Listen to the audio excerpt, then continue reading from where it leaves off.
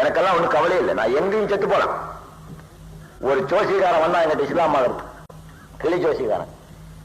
ஏன்டா இவன் திடீர்னு வரானேன்னு உட்கார வச்சு ஜோசியமெல்லாம் பார்க்க கூடாதுரா, முஸ்லீம்கள் அடிச்சு துரத்திடுவான் அப்படி சொன்னேன்.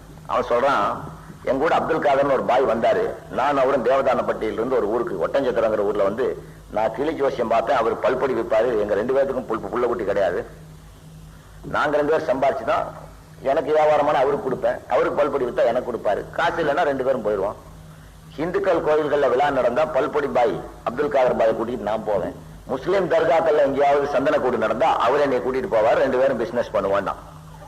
அப்படி பண்ணிட்டு இருக்கும்போது அந்த அப்துல் காதர் பாய் உட்காந்து காலையில வியாபாரம் இல்லை, இவர்கிட்ட 1.25 ரூபா தான் இருந்திருக்கு, அவர்கிட்ட கையில காசு இல்லை. சொல்லியிருக்காருன்னு ஒரு 1/2 மணி நேரத்துல இந்த பல்பொடி விற்கும், ஏதாவது கொஞ்சம் காசு வர நம்ம போய் ஹோட்டல்ல சாப்பிடலாம்னு உட்கார்ந்து இருக்கும்போது நெஞ்சு வலி வந்துருக்கு அவருக்கு. நெஞ்சு வலியில என்ன பண்றாரு, ஒரு சோடா வாங்கிட்டு வர சொன்ன உடனே இந்த கிளி ஜோசிகாரன் போய் கடையில சோடா கேட்கறான். கடைக்காரன் சொல்லியிருக்கான், நீ 10 ரூபா வச்சுட்டு பாட்டில் எடுத்துட்டு போயிட்டு கொண்டாண்டு.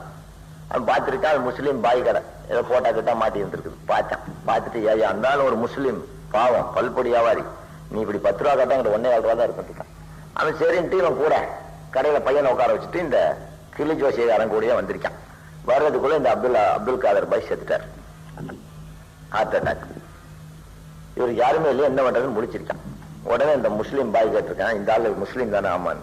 யாருமே இல்லையா? இல்லைன்னு. ஒன்னும் கவலைப்படாது, இந்த ஊர் பள்ளியாசல்ல சொன்னா அங்க ஒரு ஃபண்ட் இருக்கும், எல்லா பள்ளியாசலும் கொஞ்சம் பணம் இருக்கும், அதுல ஒரு துணி புது துணி எல்லாம் எடுத்து அடக்கம் பண்ணிடுவாங்க. போய் சொன்னதுதான் மாயம். உடனே 10 முஸ்லீம் கடையில இருந்து கடையை பூட்டிட்டான், இறங்கினா தூக்கிட்டு போனா வீட்டுல வச்சு சுத்தமா குளிப்பாட்டுவான்.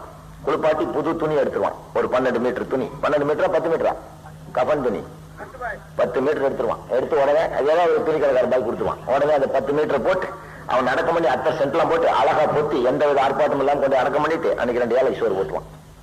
அப்ப இந்த கிளி ஜோசியா நினைச்சானா, ஒரு துளுக்க எங்க போய் செத்தாலும் அவனை புதைக்க 4 பேர் இருக்கான். அவனுக்கு வந்த மரணம் எனக்கு வந்திருந்தா கிளி ஜோசியனாகி எனக்கு எங்க வந்து என்ன பண்ணிருப்பாரு அந்த அப்துல் காதர் பாய்? கோயில்ல போய் சொல்லணும், ஐயா ஒரு இந்து செத்து கிடக்கிறார், உடனே அவன் இழுத்து பூட்டிடுவான், புண்ணிய அர்ச்சனை பண்ணணும், சாவி செய்தி கேட்டான். கோயில் இழுத்து ஐயம் பூட்டிட்டு ஓடிடுவான். ஒரு முஸ்லீமுக்கு மரணம் வந்தால் அவனை அடக்க உலகத்துல எந்த பாகத்திலே 4 பேர் இருக்கு. இந்துக்களாகிய உங்களுக்கு இளவு வந்தா எந்த நாட்டுல போய் எவனுக்கு சொல்றது, அவனை எரிக்கிறதா பொழைக்கிறதான்னு ஒரு பிரச்சனை. அவன் நாடாரா நாய்க்கிறா கவுண்டரா 4000 ஜாதி ரெஃபர் பண்ணணும், எந்த சங்கத்துல போய் சொல்றது? சாயிபுக்கு செட்டு கிடக்கிறான், ரோட்ல போய் சொல்லு, வருவேன் வேட்டியை விட்டு பார்ப்பேன், உள்ள கத்திரிச்சிருந்தா தூக்கிட்டு போயிடலாம். சிம்பிள் எங்களுக்கு பாருங்க, வருவான் பார்ப்பான், சரி சுன்னத் பண்ணிருக்கா தூக்கிட்டு போயிடலாம். சிம்பிள் எங்க ஃபார்முலா. நீ செத்துட்டேன்னா உன்னை என்னடா சொல்றது? பட்ட போடுறவனா, நெட்ட போடுறவனா, யூ நாமமா, எம் நாமமா, நாடாரா, சானாரா, சக்கலியரா, பறையரா, என்னடா கணக்கு பாக்குறது? எவன்டா சொல்றது? சொல்லுங்கள் சகோதரர்களே, எனக்கு எங்க போனாலும் மரணம் என்பது நிச்சயம். நான் இங்க திண்டிவனத்துக்கு வந்து செத்தா உடனே நீ தூக்கி அடக்கம் பண்ணிடுவான். எவனை எங்க ஊர் விட்டு ஊர் கொண்டு போக வேண்டியதில்லை, 2 முஸ்லீம் சேருவான், எனக்கு கிளீனா குளிப்பாட்டுவான், அடக்கம் பண்ணிடுவான். எங்க போனாலும் மரணம் நிச்சயம். இவனோ வழிபோக்க என்ன சனாதியா செத்து கார்பரேஷன்காரன் தான் தூக்கிட்டு போய் மார்ச்சுரியில பாடியை போட்டு பள்ளிக்கூடத்து பசங்க படிக்கிற மாதிரி விடுவான்.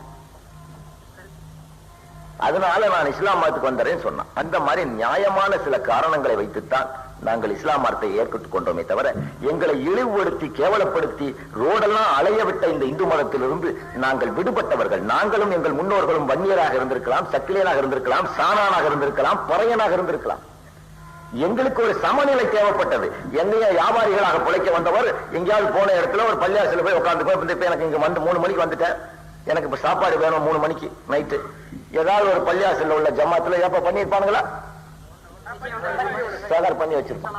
இல்லைன்னா அவங்க கூட கொஞ்சம் சோறு வச்சிருப்போம், அதுல பங்கு போட்டுப்போம். நான் 60 போட மாட்டோம், ஒரே தட்டுல உட்காந்து நாங்க ஆளு கொஞ்சம் சாப்பிட்டுட்டு போயிட்டே இருப்போம். நேற்று செஞ்சுக்கு போயிட்டோம், சோறு இல்லை, சாயங்காலம் 6 மணிக்கு உடனே வருவோம். நான் போய் உங்ககிட்ட சோத்தை கேட்டா நீ 1008 யோசனை பண்ணி, இவர் சாய்பா ஐயரா உள்ள விடலாமா வேணாமா, கீழே வச்சு சட்ட தண்ணியை தொளிச்சுனா வாப்பா பாப்பா பசின்னு சொன்னா உள்ள கூட்டு போய் ஒரு தட்டுல போட்டு நீயும் உட்காந்து இருக்கிறத பங்கி தின்னா அது சகோதர வாஞ்சடா. வெளியவே நில்ல, அண்ணாந்துக்கோ கையில அள்ளி குடிச்சுக்கான்னு ஊத்தினா, அப்புறம் நீ தண்ணி குடிச்ச டம்ளர் தண்ணியை போட்டு தெளிச்சான், உன ஒத்துக்குவியா? நீ ஒத்துக்குவியா? அந்த மாதிரி இழிநிலையிலிருந்து மீண்ட மக்கள் தான் நாங்கள். இந்தியாவுக்கு இஸ்லாம் வந்த பின்னால் தான் இந்தியா என்ற ஒரு நாடே ஒரு நாடாக பார்க்க முடியுது சகோதரர்களே. அதுக்கு முன்னாடி ஆளுக்கு 10 சதுரடி ஆண்டுகிட்டு இருந்தவெல்லாம் குறுநில மன்னர்கள் எல்லாம் பெரிய பெரிய மன்னர்கள். இந்தியா ஏன் உருப்படாமல் போனது? இந்தியாவை நெடுங்காலம் ஆண்ட மன்னர்களே கிடையாது. அதிகபட்ச ஆண்டவன் ராஜராஜ சோழன் மட்டும்தான். 32 ஆண்டுகள் வந்திருக்கான். மத்த எவனை பார்த்தாலும் கவுத்து விட்டு கூட இருக்கவனை தூக்கி குழி பறிச்சான். இஸ்லாமியர்கள்ல கூலி சட்டுன்னு பறிக்க முடியாது.